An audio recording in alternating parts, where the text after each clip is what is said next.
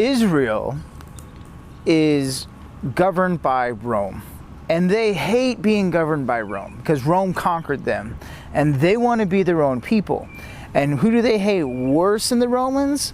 The people that helped the Romans. And one of the worst of all the people were the tax collectors. And there was one man named Zacchaeus who was a tax collector. And he was very rich. And he got rich by some unsavory methods. He stole or cheated people out of their money to develop his own income. And people hated that. So not only was he helping the Romans, which made him a traitor, but he was also a cheat and a liar. And people couldn't stand him. Well, one day, Jesus comes to Zacchaeus' town. And he's talking, and the crowds are gathered, and everyone's there to see Jesus. He's a big name, and the whole town is there. And Zacchaeus isn't a tall man, and he was dealing with some short people problems, right? You know how like when you sit at church and someone taller than you sits in front and you got to kind of lean this way, and then he'll turn his head that way and you got to lean this way? Well, that's what Zacchaeus was dealing with here. And he could not see Jesus. And Zacchaeus wanted to see Jesus so bad, but every time he tried to push through the crowd, they'd all get closer together and try to keep him away, like, oh, I don't want him to go any further. And because they didn't like him, they wouldn't help him out. But Zacchaeus still had the desire to see Jesus. And so he looked around, and then he saw it, a sycamore tree that would have gotten him above the crowd. And so Zacchaeus starts climbing the sycamore tree, and he's hanging on the limb, and he's looking out, trying to see Jesus, doing everything he could to see Jesus. And that's how we should all be. We should all be in that spot where we'll do everything we can to see Jesus. And that's where Zacchaeus was. He wanted to see him so bad, he sacrificed his dignity to climb up in a tree to see Jesus. And so Jesus is passing by him under the tree, and he looks up, and he doesn't go, hey, you weirdo in a tree.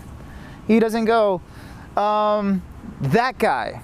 No, he says, Zacchaeus. He called him by name. So Zacchaeus was baffled by this. He was not treated with respect. He was a traitor. He was used to people calling him traitor. He was a cheat and a liar. He was used to people calling him cheat and liar. And here's Jesus calling him by name. And he said, Zacchaeus, you come down, for I'm going to your house today. And Zacchaeus was so excited, he came scurrying down. And everyone was looking at Jesus like, what is going on? Does he know who Zacchaeus is? He's a traitor, he's a cheat, he's a liar. But Jesus didn't call Zacchaeus by what other people thought about him. Nor did he call Zacchaeus by his sins. Jesus called Zacchaeus by name. It was personal. He knew who he was. He knew what he had done. But Jesus called him by his name. And Jesus calls all of us by our name. And Zacchaeus knew what he had done, and in the presence of Jesus, showing him the respect and love, and that he knew who he was, Zacchaeus came down and he said, Lord, Lord, forgive me for all I've done. If I have cheated anyone, I will pay them back 40-fold, and I will give half of everything I have to the poor. Jesus called Zacchaeus by name, not by his sins, not by what he had done. Jesus was calling Zacchaeus out of his sins. And so when he called him by name, Zacchaeus was willing to give up his sins. And that's what he's doing for us. He knows us personally. He knows what we've done. He knows our name. And he's calling us to be someone else. And when he puts that call on our hearts, hopefully we give up everything to get to the point where we can see Jesus and to turn from what we are into what he's calling us to be.